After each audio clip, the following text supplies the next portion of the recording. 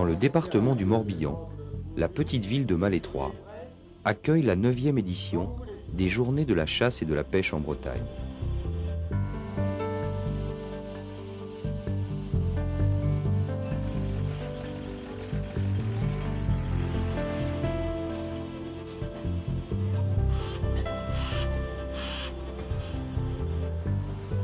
En bordure de l'Oust, le long du canal de Nantes à Brest, on attend plus de 30 000 personnes pendant 2 jours. Cette manifestation est la plus importante fête de la chasse dans l'Ouest. En ce samedi matin, les 150 bénévoles de l'association des Amis de la Forêt de Paimpont, qui organise ces journées, s'activent à tout mettre en place avant l'inauguration officielle. 80 exposants, venus de toute la France, préparent les stands.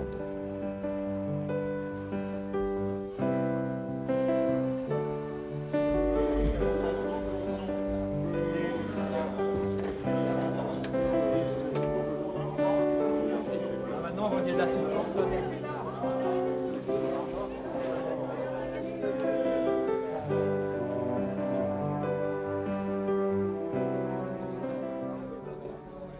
Le président de la région Bretagne, Jocelyn de Rohan, inaugure la fête.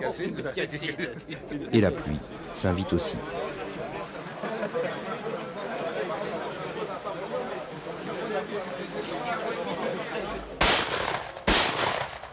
Le bal-trap a déjà commencé.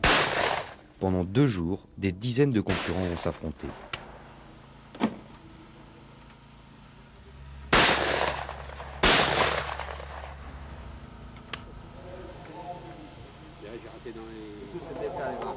Je peux dire que pour faire 4 francs là.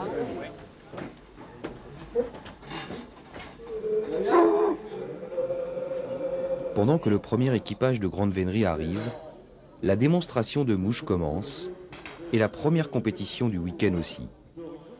Une épreuve de trompe de chasse à cheval. Dans le ring d'honneur, 8 cavaliers s'affrontent sous l'œil des juges. Alors, je vous rappelle, le but de ce concours, c'est de sonner de la trompe de chasse avec le cheval aux 3 allures. L'épreuve en fait est jugée sur donc le pas. On sonne en général ce qu'on sonne au départ à la chasse, c'est-à-dire des tons pour chiens. Et puis quelques appels, on peut sonner aussi quelques appels. Après on essaye sur le trot, mais le trot c'est plus compliqué parce qu'il y a quand même la cadence. Le trot enlevé ou le trot assis, alors chacun se met un peu comme il le sent, quoi. Ben, on sonne en général, bon, les tons pour chien, c'est ce qu'on sonne au départ de la chasse, quand l'animal n'est pas lancé, pour encourager les chiens, hein. Et ensuite, on peut sonner, au trot, on peut sonner des fanfares comme la vue, des petites fanfares courtes, hein, au trot, parce qu'il faut que ce soit assez court quand même.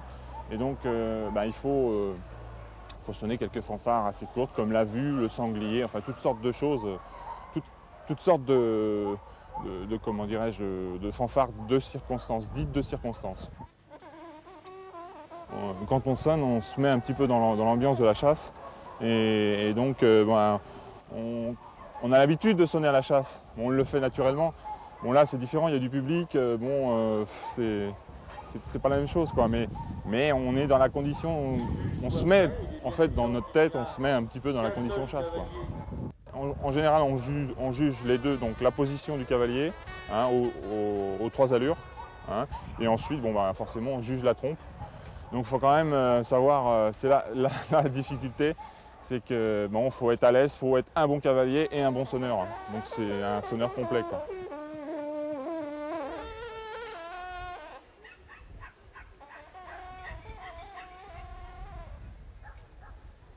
Fais un petit tour d'honneur, Michael, de façon à recevoir les applaudissements mérités. Son cheval, gentiment, prenez votre temps, monsieur. Et 2 concurrents qui ne sont pas à cheval, puisqu'il n'y avait que 5 chevaux, Michael Pérenez et Frédéric Amelon. Après un tour d'honneur sous les applaudissements du public, la 2e compétition de la journée peut débuter. Il s'agit cette fois d'un concours de saut d'obstacles pour des cavaliers de chasse à courre. Une compétition légèrement adaptée. C'est une compétition qui est faite uniquement pour la fête de la chasse ici, pour essayer de voir si les gens préparent un peu les chevaux et surtout présenter au public ce qu'est un cheval de chasse et de la manière dont ça se passe. Élément primordial pour une bonne journée de chasse à courre, le choix d'un cheval. Parfois, il est délicat. Pour avoir un bon cheval de chasse, il faut déjà avoir un cheval robuste, qui est d'os, de la qualité, et également du sang, pour qu'il puisse se déplacer assez rapidement. Tout dans la gestion de la journée, parce que quand on attaque un cerf le matin, on ne sait jamais à quelle heure on va pouvoir le prendre, et parfois ça nous amène jusqu'à tomber de la nuit. Donc il faut avoir des chevaux que le cavalier soit capable de gérer, dans les conditions physiques qu'il a au moment où on chasse, si c'est en début de saison ou en fin de saison. Comme on dit, qui ménage sa monture va loin. Et ça permet justement de pouvoir aller d'autant plus loin et de s'amuser d'autant plus et de chasser d'une manière tout à fait agréable sans avoir des chevaux qui ne puissent pas suivre les chiens pendant toute la période de la chasse et de la journée. Avant l'ouverture, les chevaux ne sont pas encore très rodés. Même si le parcours est plutôt bien reconstitué, les cavaliers ne sont pas complètement en condition de chasse. Ce qu'il faut savoir, c'est que les chevaux de chasse, en règle générale, sont dans un élément qui n'est pas du tout celui-ci, qui est dans un élément entièrement en pleine nature, soit en futée, soit sur ce qu'on appelle des pare-feux ou des lignes de forêt, et souvent emmenés par d'autres chevaux qui sont devant, sauf pour les piqueux qui ont des chevaux qui vont devant ou des boutons actifs. Donc il n'y a pas la représentation des chevaux ici, même s'ils sont capables de sauter des obstacles en forêt, surpris par le monde, par les tentes, ce ne sont pas du tout des chevaux de concours épiques et ne comprennent pas trop ce qui se passe dans un espace aussi réduit. Souvent ce sont des réformes de course, donc des chevaux qui ne trottent pas assez vite, qui ont eu soit des petits problèmes de santé, soit qui ne sont plus qualifiés pour le trot, qui sont recyclés, ou également dans le pur sang, dans le cheval de selle, qui sont des chevaux souvent très agréables à monter, le trotteur étant un cheval qui a l'avantage d'être robuste, mais souvent pas souple et un peu délicat, j'allais dire à monter, assez fatigant à monter. Des galopeurs, alors, tout dépend un petit peu des territoires. Il y a des territoires qui s'y prêtent mieux, qui sont plus faciles. Dans nos régions, on a des territoires qui sont un petit peu plus difficiles à cause souvent des intempéries, la pluie et de la qualité du sol. Mais on peut tout à fait chasser avec des chevaux de sang et c'est même une chasse qui est d'autant plus agréable parce que c'est des chevaux qui sont beaucoup plus en équilibre, qui trébuchent moins et sur lesquels il y a moins de problèmes.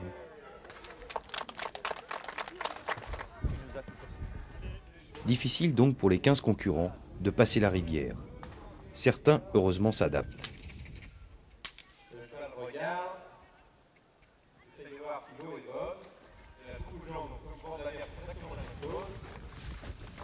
Un mauvais cheval, premièrement, c'est un cheval qui ne veut pas embarquer dans un vent. C'est pour ça que la démonstration était faite aujourd'hui, puisqu'on ne peut pas partir à la chasse.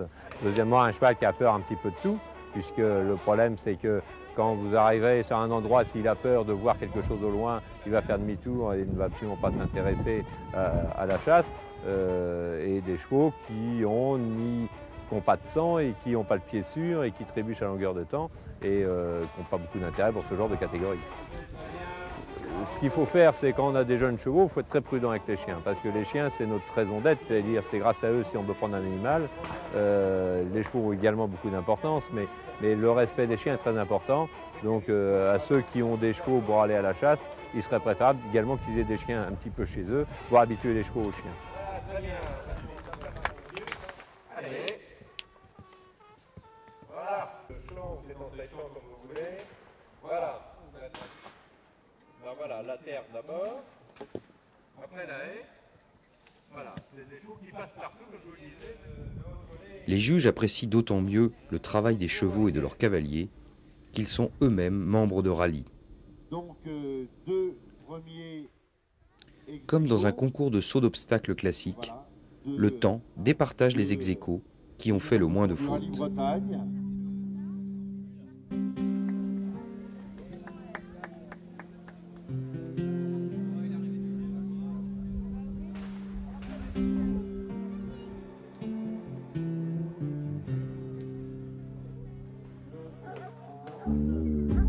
Après les chevaux, les chiens. La vénerie est à l'honneur aujourd'hui. Rallye Bretagne et Rallye Armor montrent au public la tenue des grands chiens d'ordre.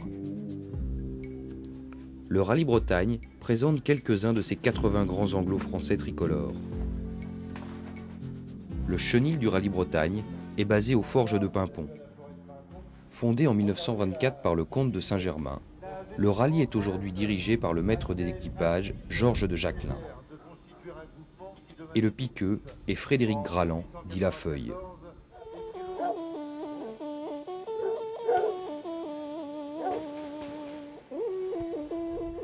Fait son entrée maintenant sur la pelouse Rallye Armor. Vous voyez qu'ils ont mis les petits plats dans les gants. Ils ont sorti tous les chiens, Justine. Ou presque, non? Ah non. Le Rallye Armor a pour maître d'équipage... Autre rallye, le Rallye Armor, avec ses grands anglos poitevins, aux ordres de Michael Pérenez.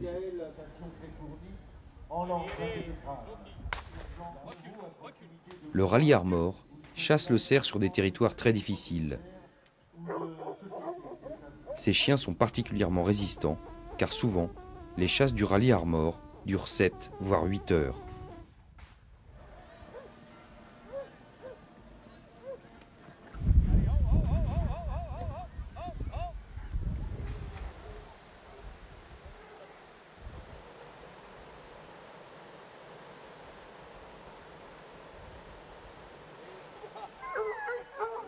Le dimanche, deuxième journée de ces rencontres, est consacrée aux chiens.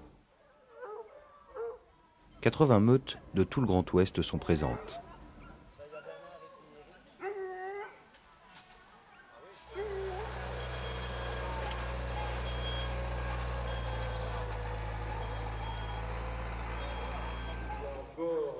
Après une rapide réinstallation, c'est le chien d'arrêt et d'abord le retriever qui montre son savoir-faire.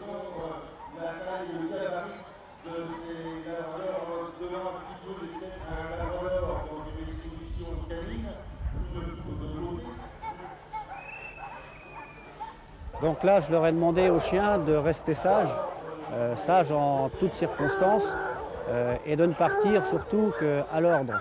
Donc le chien doit faire son travail quand on lui demande, et non quand il en a envie. Il peut très bien avoir envie de partir parce que bon, là c'est sur un portable, donc ça ne reflète pas vraiment la chasse normale, entre guillemets, mais le chien en toutes circonstances, que ce soit sur gibier ou sur un portable, doit toujours rester aux ordres.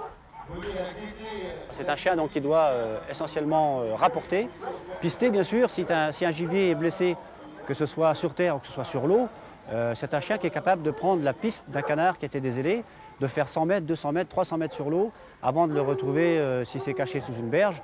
Et même ce sont des chiens capables de plonger la tête sous l'eau pour essayer de saisir le canard.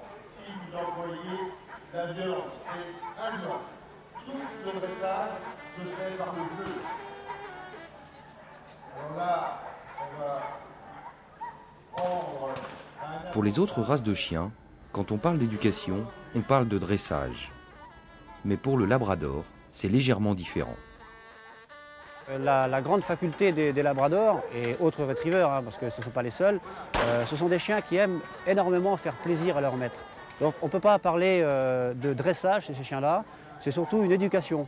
Alors éducation avec beaucoup de douceur, parce qu'on n'obtient rien par trop de fermeté avec ces chiens-là.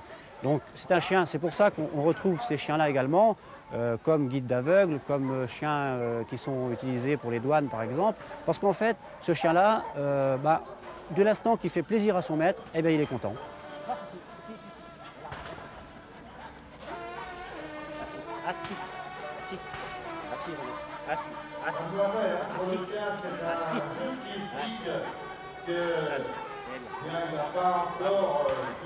Là, je vous ai présenté donc, la mère et la fille, une chienne qui a 6 ans, qui est déjà qui est bien mise, qui a fait déjà plusieurs concours de beauté, qui a fait plusieurs fois première d'ailleurs en concours de beauté.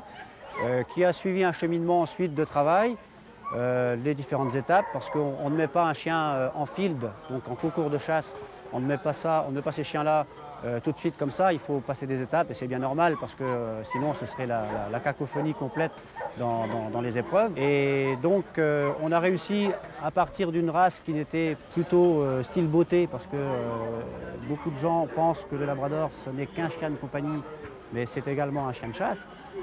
On est parti de cette race-là, de ce type de chien, pour l'amener au travail. Heureusement, elle n'avait pas perdu toutes ses facultés. On a travaillé les facultés de rapport et puis on a trouvé un très bon mâle. On a fait une portée et là donc on est parti avec une jeune. Là on a vu la jeune travailler principalement. Elle a 1 an, elle a des bonnes bases et puis on va la faire travailler sur un portable pendant encore un bon moment et ensuite elle pourra passer à l'étape suivante, c'est-à-dire la chasse. Moi je privilégie le noir parce qu'au niveau de la chasse, à la passée du soir, le chien est moins visible. C'est uniquement une question de couleur pour le canard. Sinon, on trouve des chiens qui travaillent très bien dans les noirs ou dans les sabres. Terre de courant, la Bretagne possède 2 races qui lui sont vraiment propres. L'épagnol pour les chiens d'arrêt et le fauve de Bretagne pour le courant. Venu des Côtes d'Armor, Serge Améon est un inconditionnel de cette race. C'est un chien chasseur qui a un tempérament très sympathique et qui a du caractère énorme, qui est têtu et sympathique en même temps, qui reconnaît que son maître, qui a une discipline contraire à ce qu'on pense, une discipline qui a été longtemps critiquée, mais qui l'a au fond, qui est suivant le caractère de son maître. C'est Anne de Beaujeu qui avait démarré la race. La race a été démarrée dans les arrangements de Dinan, entre Dinan, Lamballe et mettons Loudéac. La race a été démarrée là.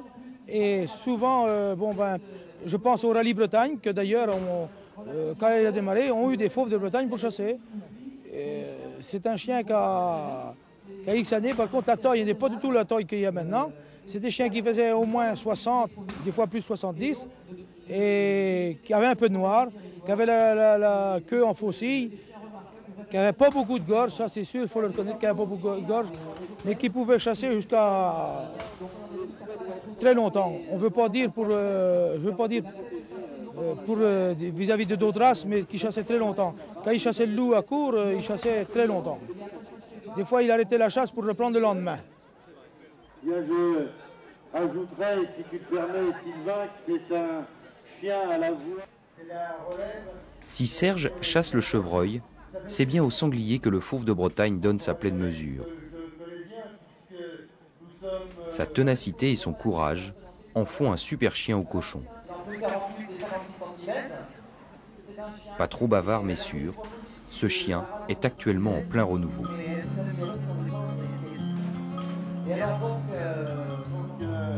Le pigeon s'est envolé, il a rentré directement au pigeonnier chez M. Lemarquier.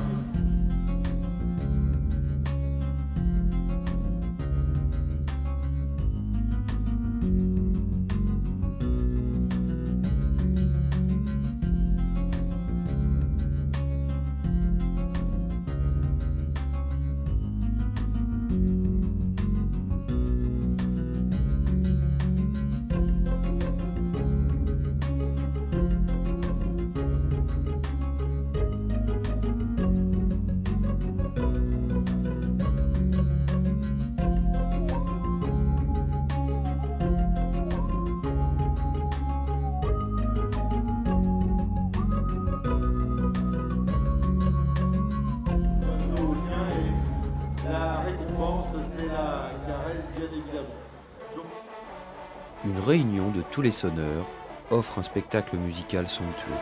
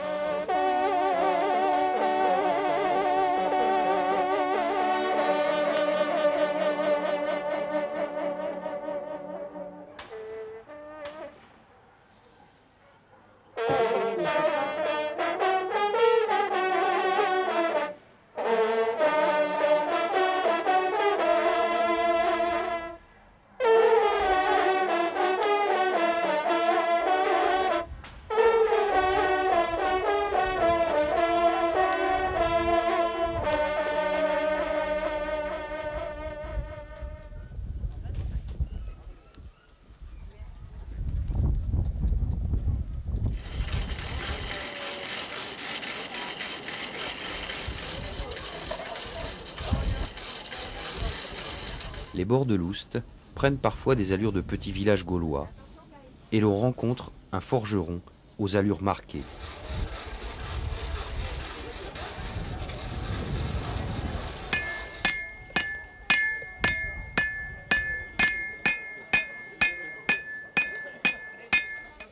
La proximité de la forêt de Brocéliande inspire certains modèles d'épées et de protection anciennes.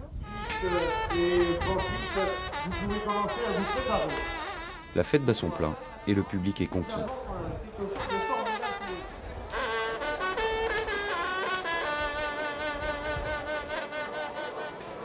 Pour clore la manifestation, le championnat de Bretagne des trompes de chasse réunit une trentaine de sonneurs.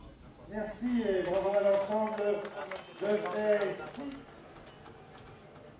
D'abord par poule, puis par élimination, ce concours nécessite des mises en lèvres et un souffle à répétition.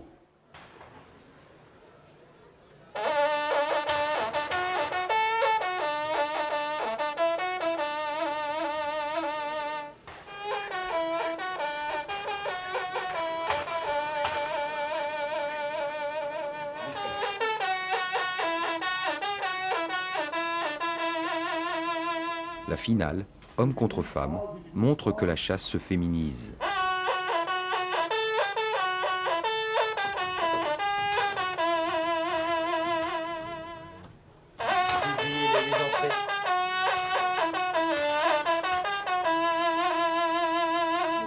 Les dés sont jetés, qui de Philippe ou de Valérie.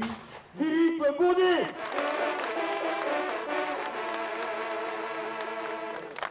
Avec des dames, je n'assiste pas Philippe.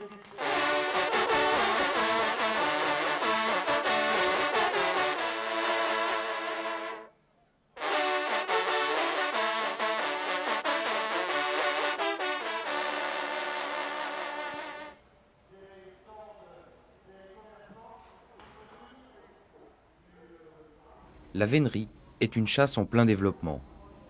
Elle reste un magnifique spectacle. Et une drague, reconstitution de chasse à courre, termine la journée en beauté pour le plus grand plaisir du public.